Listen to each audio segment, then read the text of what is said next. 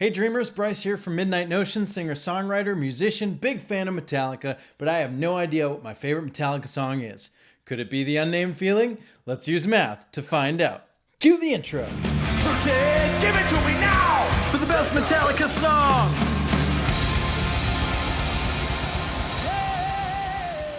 The Unnamed Feeling, we're getting towards the last half of the record, Saint Anger, so we're gonna need a Saint Anger disclaimer.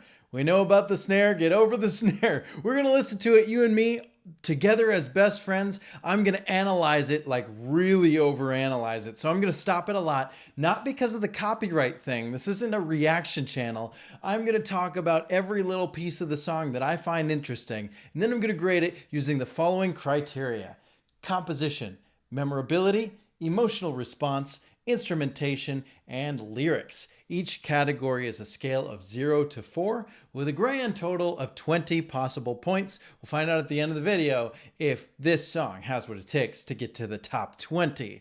And hey, wait a second. Did you get a haircut? Oh, you look absolutely gorgeous. Well done to you. You know what you should do with that hair? Hit the subscribe button. All right, let's listen to the song.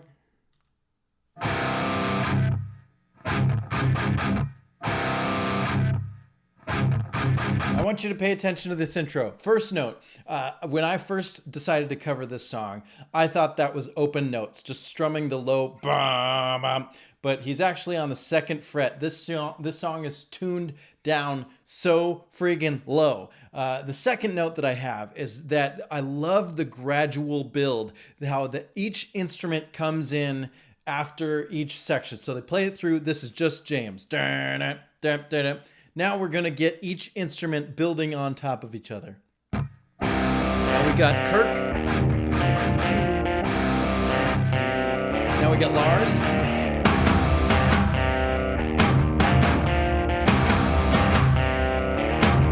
And Bob Rock on bass. Bob Rock on the bass is already going doo-doo, doo-doo, boo-doo, boo, boo-doo, boo-doo. He's doing that climb down, doo-doo, and the 3 and the 2, doo-doo, doo, doo-doo-doo. He's already introducing that. We're going to get that from the other guitars later on. Now, this intro is layered. It's stacked so full of guitars. We got just the one, we got the one that's clean, doo-doo-doo-doo-doo-doo-doo-doo. Then we've got one that's just emphasizing dun dun dun dun.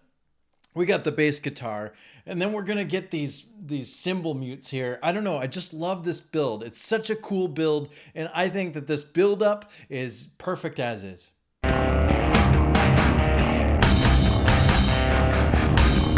Scratches.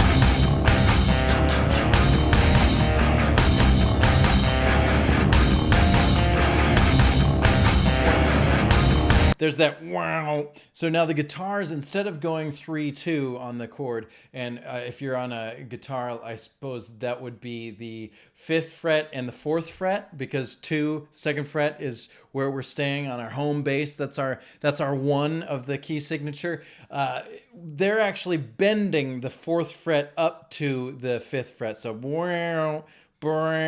bending the string. Really cool.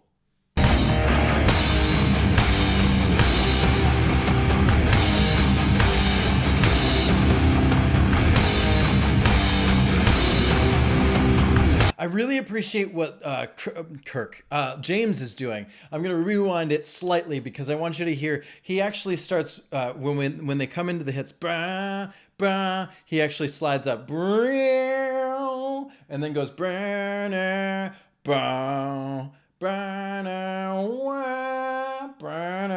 So he's alternating between landing on the high octave and the low octave of that same low note. So listen to how his guitar goes.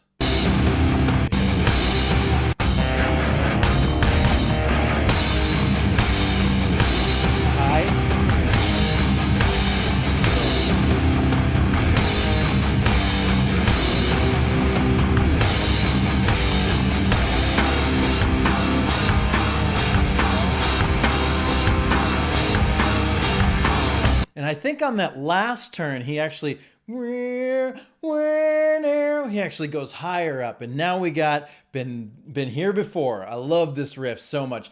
Bang your head.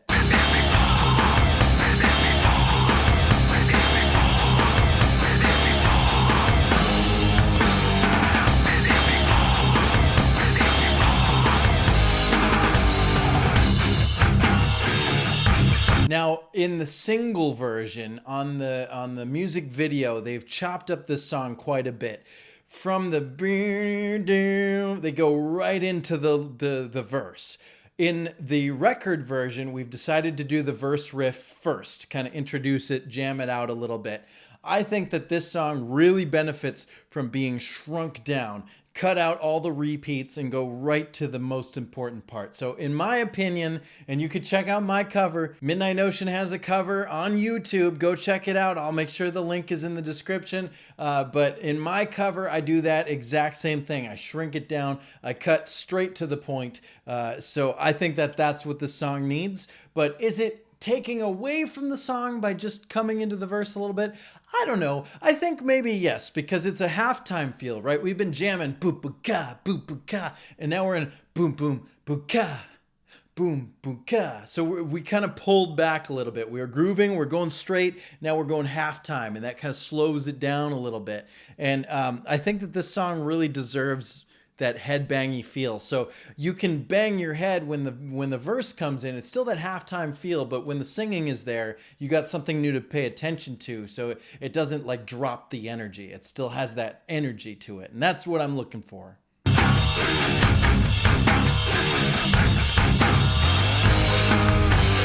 here before, couldn't say I liked it.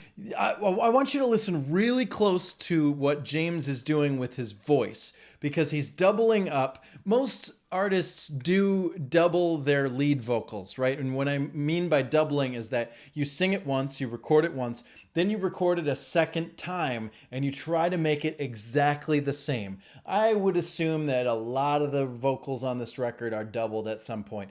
Some even triple. I have some songs on my record that has tripled vocals. But what's going on here is there's another double that is intended to sound like a second voice. Okay? So we've got the lead.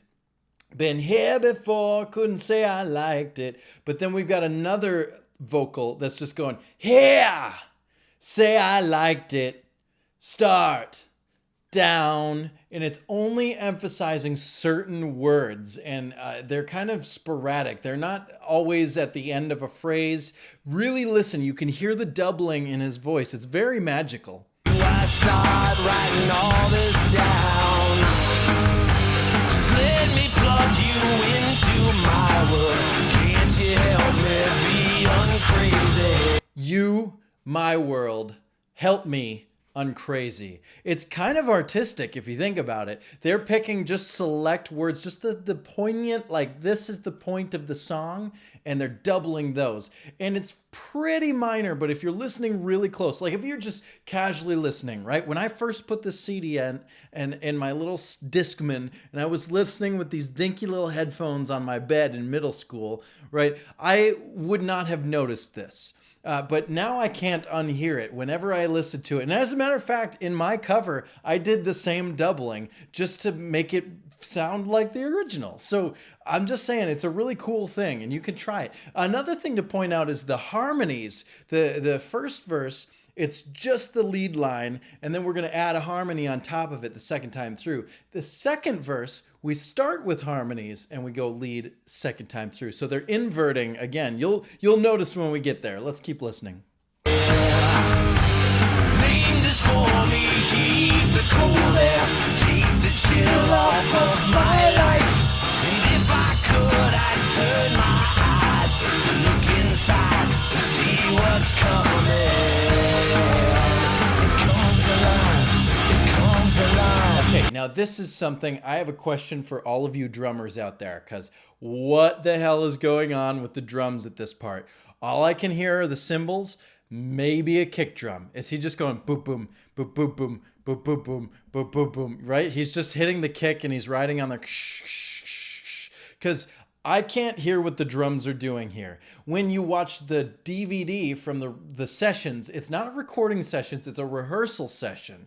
When he plays it there, he's doing like a tom thing, a ba ba boom ba boom, ba ba ba boom ba boom. But that's not what's happening here. You can't hear any toms, you can't hear any snare. It's just that ride cymbal and maybe some kick drum. So what the F is happening? Also, if you see the rare performances when they did this live, they did it on a New Year's Eve, ball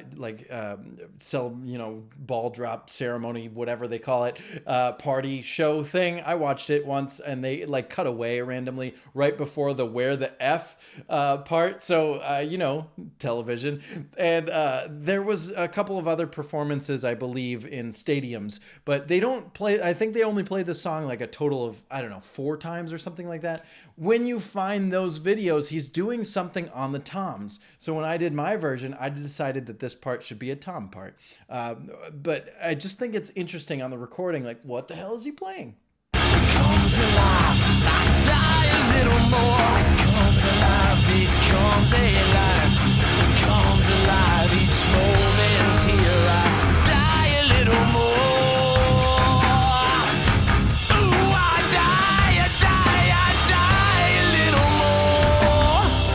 In the unnamed feeling, it comes alive. There are so many vocals going on in this chorus. I love what's happening. First off, we have one guitar that's doing most of the movement. That's most of what you hear.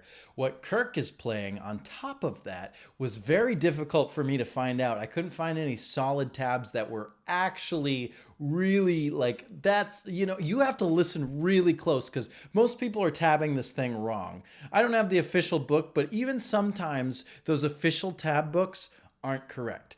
I don't know, but it took me a long time to figure this out. I went and I found some live versions of this song, and even whatever the hell Kirk is playing in the live version is not what we're hearing on this record. I can't express this enough. There is something interesting about some of these songs on this record being performed completely differently once they get to the live place, the live performance. So I just think that's really interesting. He's playing this really simple groove, and I don't have my guitars tuned down to be able to show it to you, but it's very simple. It's just kind of staying on the one and barely shifting at all. I wish I could show it to you. I guess you're gonna have to watch my music video and look really close at what I'm playing because I'm pretty confident that I got it right in my cover. So go check that out after you watch this video.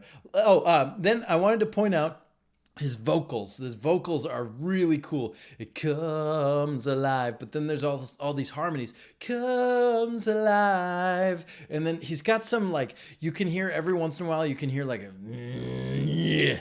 He's just like growling in the background. He's kind of making the voice of the unnamed feeling. It's kind of cool. But there's one comes alive, and he's getting all the grit in his arms alive. He's like almost like a didgeridoo, and he's got a lot of harmonies going on here, and they're just they're fitting together so nicely that you can barely tell they're there. But listen really close to his voice. It's very beautiful. Then the unnamed feeling takes me away.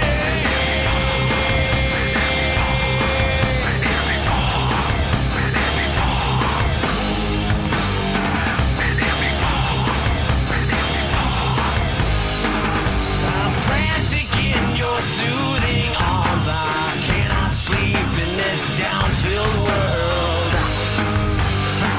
I also like to say that fill is one of my favorites on the record. Crash, open hi-hat, snare with the closed hi-hat, and then kick. So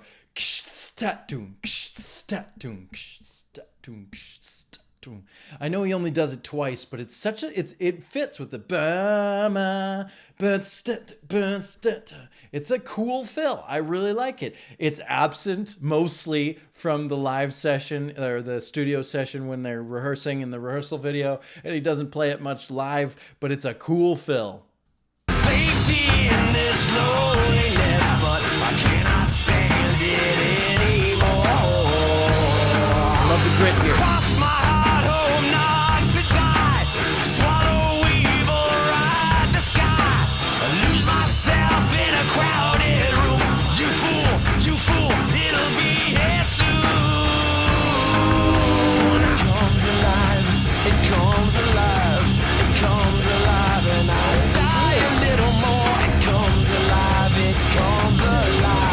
can hear a little harmony. Comes alive, it comes alive.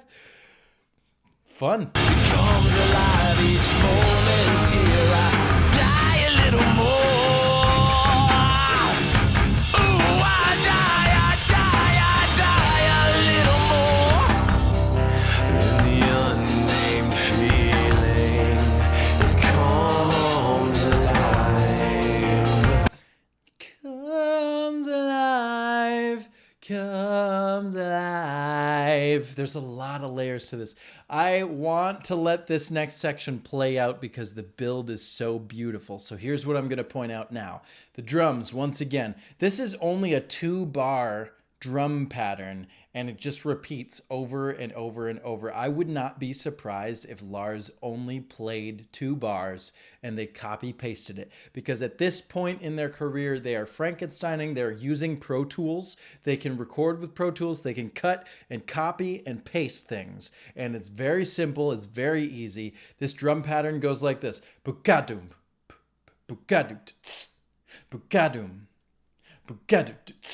Okay, so there's a snare and a kick, and it's sitting on the hi-hat. And then the next time, snare with an offbeat on the open hi-hat. So jadum, do jadu, do jadum, do jadum, right? I just played 4 bars. It's a 2-bar beat. Jadum, jadum, but this pattern doesn't always land in 2s. It actually goes on the way that they transition from riff to riff. Sometimes there's like a 4 or sometimes there's like a 5 or a 3. There's an odd number of bars. So sometimes you get a chadum on the 1 on the first bar of a measure or of a riff, and sometimes you get a chad on the first bar of a riff. It's really interesting, but by the time it ends, it all lines up. I don't know how they do this mathematically. It's interesting. Whether you want to knock him for only playing something simple all the way through and not ever adding anything different, we do get a splash cymbal at the end of the song, but really it's just those 2 bars. But it lines up really nicely. I'm going to let this play because the second chorus after this is beautiful. Then the unnamed feeling treats me this way, and I wait for this train to over the line. Beautiful, beautiful composition. Once again, we have a second chorus that's longer than the first chorus. We're adding words to it. And then we're going to do another chorus, but it's only the first half of the chorus. And then after the bridge, we're going to do the full chorus, but in a big section. And then we're going to come down for only a part of the chorus. I love that every chorus of this song is different from the one that came before it. That is songwriting. I love it. I love it. I love it. Compositionally, getting lots of thumbs up here. The unnamed feeling, it takes me away, it takes me. Then the unnamed feeling, it comes alive, yeah. Then I love that. We finally get the low note, which, if I'm not mistaken, is a B. Tell me in the comments below. Is it right? Is it B? Bum bum ba ba ba. Goes down to the B. So that would make are they playing in C or are they C sharp? I don't know exactly. I don't remember the tuning. It's been a while since I covered it, and it's been in one ear, out the other ear. I don't remember the tuning, but I do know that it's a very low tuning, and now we get the lowest of the low notes, and it sounds pretty good.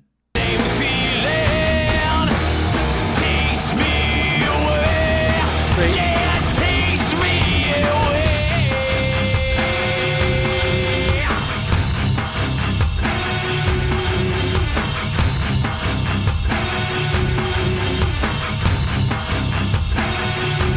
Love that. It's calling back to the intro. Bum bum bum bum bum bum bum bum bum bum bum bum bum bum, just like we had in the intro, but now we have the addition of which Again, it'd be a great place for a solo. If only some band called Midnight Notion could add a solo to this section. Huh? Huh? Huh?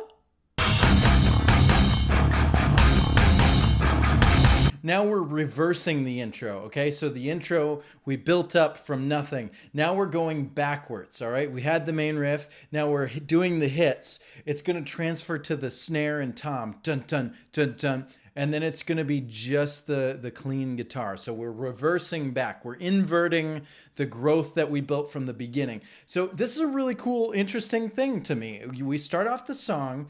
We're kind of slow. We gradually build. We have a couple of roller coasters. We had this big chorus, ba ba ba ba, and then we got this jam part. Now we're going to bring it back down. And then they're going to slowly kind of rise it back to the ba-bam, ba-ba, and then they're going to bring it back down now. It's a really cool roller coaster. I think they lose us around this part, but, you know, the rest of it's pretty great. Get the fuck out of it. I just wanna get the fuck away from me.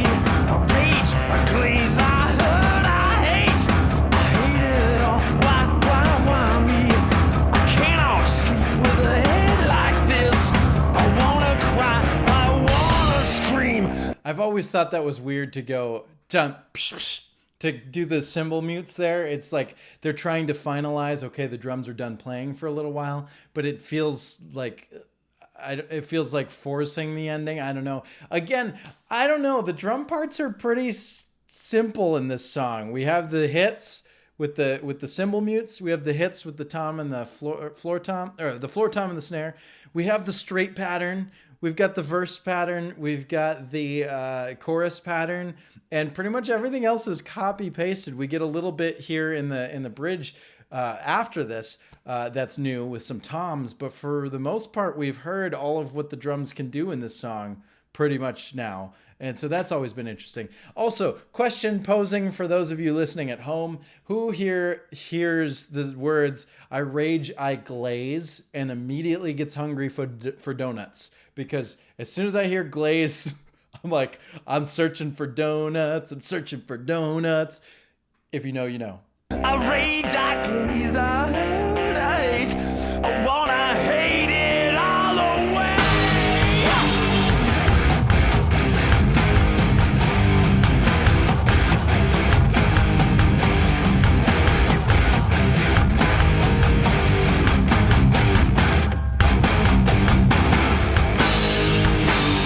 I love those stops.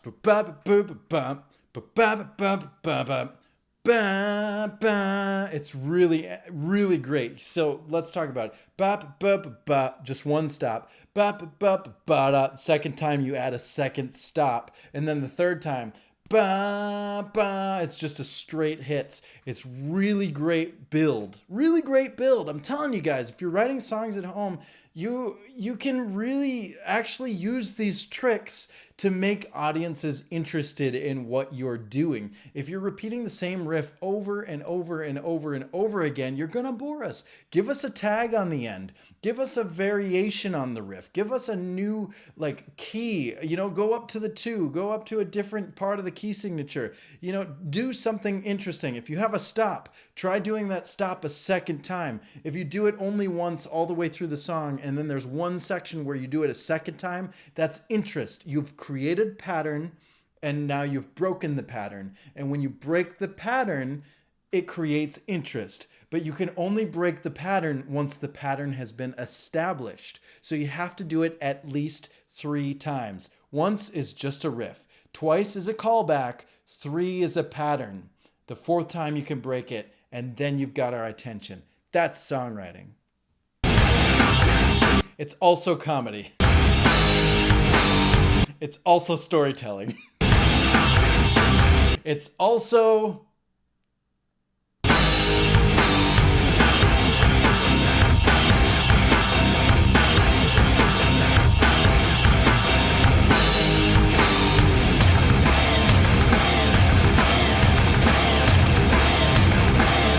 Okay, I want to point this part out. We got a sort of a one riff, if you will. Brr-da, brr-da, double kick pedals.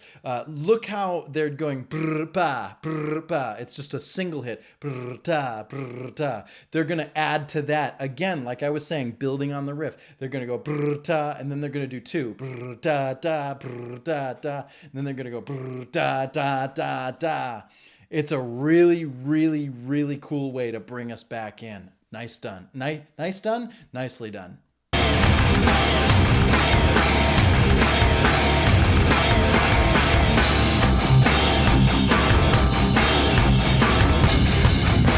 the unnamed feeling, it comes alive. Yeah. Then the unnamed feeling treats me this way. Then I wait for this train, my toes roll the line. Yeah. Then the unnamed feeling takes me away. Yeah, it takes me away. Feeling it comes alive. Then the unnamed feeling takes me away. Splash cymbal. All right. We get just a slight little psst, tss at the end. Just a little splash cymbal. Psst, tss, and a nice ending. It's a great ending because we've been having that hi-hat opening throughout the song. Psst. And now to end it on that, it's not even completing the full measure. It's not completing the full riff, the full part. The second bar of those drums doesn't make it to the end. We just cut it off. And we also get that with the guitar, with Kirk's guitar, the little pattern he was playing. He just kind of starts scratching and then just disappears.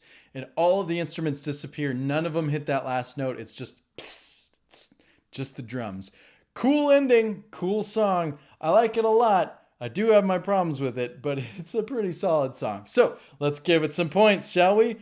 Whoosh. Composition. Now, I really, really, really love this song. Finally, on this record, we have a song that navigates the clean and the distortion really tactfully. We have a nice crunchy intro, but then the clean is kind of juxtaposed against it. You got them kind of fighting each other. It's like the internal anguish with the positive outside, and they're battling for who's going to do the best. And then we get to the hard rock, and it seems like the unnamed feeling is taken over, and then we calm down and everything's okay again. And then we come back with aggression. It just keeps going back and forth. I love that illustration. I love the build. I love how they go from the clean chorus. Then the second chorus is twice as long. And then it's actually like 4 times as long, right? Or 3 times. I don't know. You could calculate it however you like. But the second chorus has clean and then heavy. And then the third chorus is heavy, then clean. It's really cool, really tactful. I have to knock it 1 point because I really don't like the bridge section.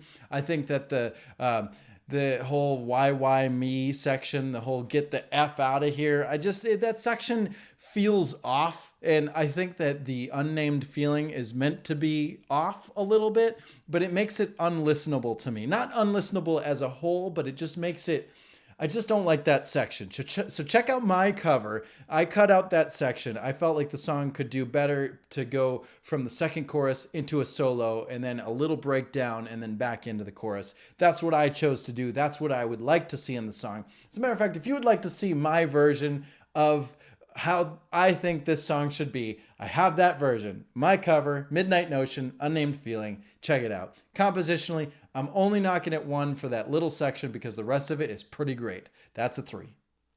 Memorability. I think that this song stands out. I think that there's a lot about it that makes it super memorable. The unnamed feeling is something that they repeat over and over and over. The unnamed feeling, the unnamed feeling. Like he says that so many times throughout the song. He also says, been here before, that whisper vox. I'm saying it like I type it. Vox is what I always name it when it's in a recording. Vocals. The whisper vocals / distorted / telephone vocals that been here before. Sounds like a great moment for the audience. Been here before, been here before. I think that'd be super fun. So ultimately, there's a lot about this song that makes it memorable. That's a 4. Emotional response. You know I love this song. It's the first one I decided to cover from Saint Anger, and I plan to do more, but it has a special place in my heart. The only reason I'm taking this score down is simply because of that middle section. That bridge just doesn't feel right for me. So when I listen to the song, I have like a yeah. I don't really need this part. Yeah. So there's one little dip in there. I could do without it. If they cut that out, I would think that this song is perfect. So ultimately, emotional response, still positive. I'm giving it a 3. Instrumentation, they're all doing pretty good. I like what they're playing. There's some unique stuff. There's some unique doubling. I love James's vocals. I love that Kirk is sprinkling in just this little chordy stuff that you could barely even hear what's happening, but it's interesting. I love the bends. I love the scratches. I really love it. I could use a little bit more bass, but that's a mix problem, not a song problem. It still feels pretty good. The only reason I'm knocking this is that finally, actually, feels like one of the first songs on the record where Lars is pulling back. He's really only done a little bit to this song. It feels like there's a couple riffs in there where he kind of just was like, I don't know, some cymbal, and we'll just let it be that. I think that he could have done a little bit more, but it's not terrible. It's not pulling away. I just feel like he could have done something just a little bit different or new or better. I think maybe that's more in the composition. I don't know, but I'm going to give it to instrumentation. They could use a solo. That's all I'm saying. They could use a solo and then a little bit more from the drums, some fills or something, anything new. So still good, still happy about it. Instrumentation, it's a 3. Lyrics. I don't know what else to say other than I really like these lyrics. Even though I hate that section of the song, the get the F out part, I do have to say that there's a rawness to it. There's a grit, there's like an angst to it that feels like it fits the song. It doesn't actually, if you read just the lyrics, take out the music and just read the lyrics, it's very like just, I don't know, I don't want to say aggressive, but it's a great, like, let it all out song. It feels like therapy. This song feels like therapy. And I think it might actually be a little bit about their therapist. The band got a therapist to heal their wounds through this tumultuous time in their career. And they didn't really gel with him in the end. And I think they ended up getting rid of him, but not in that sort of way. But I think that they were just tired of, where do I write this all down? And here's all the things I'm feeling, and I don't even know what to call this aggression, but here it is. It's an unnamed feeling. I really like what they're saying. I like how it doesn't rhyme all the way through, right? It doesn't feel like it needs to either. I'm not missing the rhyme.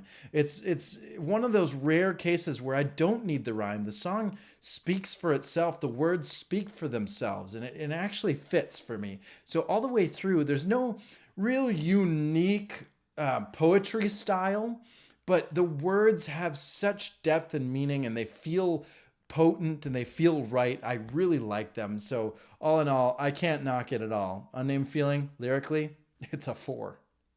And with that, the Unnamed Feeling gets a grand total of 17 points. Is it on the board?